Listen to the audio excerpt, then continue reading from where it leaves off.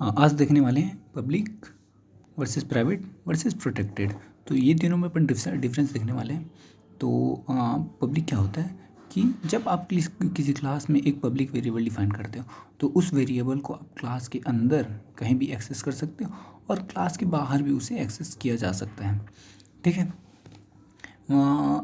इसका एग्जांपल होता है कि आप किसी लाइब्रेरी को इंपोर्ट करते हो। ठीक है। तो उस लाइब्रेरी का कोई वेरिएबल या फिर कोई फंक्शन आप किसी दूसरे प्रोजेक्ट के अंदर यूज़ कर रहे होते हो, तो ये होता है पब्लिक।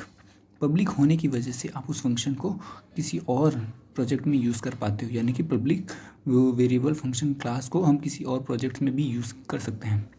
ठीक है। और सिमिलर अगर प्राइवेट की बात करें तो अगर आपने किसी वेरिएबल को क्लास के अंदर इनिशियलाइज़ किया, ठीक है, मान लीजिए इंट a इक्वल टू 10, तो उस वेरिएबल को सिर्फ इस क्लास के अंदर ही एक्सेस कर सकते हो, इस क्लास के बाहर आप एक्सेस नहीं कर सकते। ठीक है। और अगर आप किसी ब्लॉक के अंदर किसी वेरिएबल को डिफाइन करते हो, मान लीजिए ये कोई ब्लॉक हुआ, फंक्शन ब्लॉक हुआ या फिर किसी क्लास का ब्लॉक या फिर स्टैटिक ब्लॉक हुआ, ठीक है, तो उस ब्लॉक के अंदर ही आप वेरिएबल डिफाइन करते हो तो उसी ब्लॉक के अंदर ही एक्सेस किया जा सकता है, उसके बाहर आप नहीं कर सकते। ठीक है। ये होता है प्राइवेट।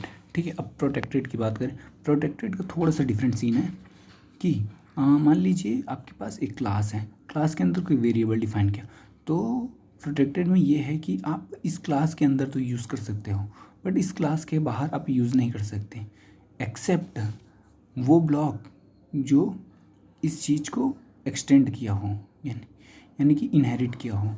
मान लीजिए इस क्लास को इस क्लास ने इनहेरिट किया, तो इस वेरिएबल को, अगर ये वेरिएबल प्रोटेक्टेड है तो इसके अंदर भी आप उसे एक्सेस कर सकते हो ईजिली मतलब कर ही सकते हो। ठीक है। ये रूल है। ठीक है। यानी कि प्रोटेक्टेड वेरिएबल को हम क्लास के अंदर और इनहेरिट क्लास के अंदर यूज़ कर सकते हैं। अगर आपने यहाँ पे प्रोटेक्टेड यूज़ किया तो आप यहाँ एक्सेस नहीं कर सकते, सिर्फ यहाँ किए गए वेरिएबल को आप यहाँ एक्सेस कर सकते हो। ठीक है। ये होता है प्रोटेक्टेड। Thank you.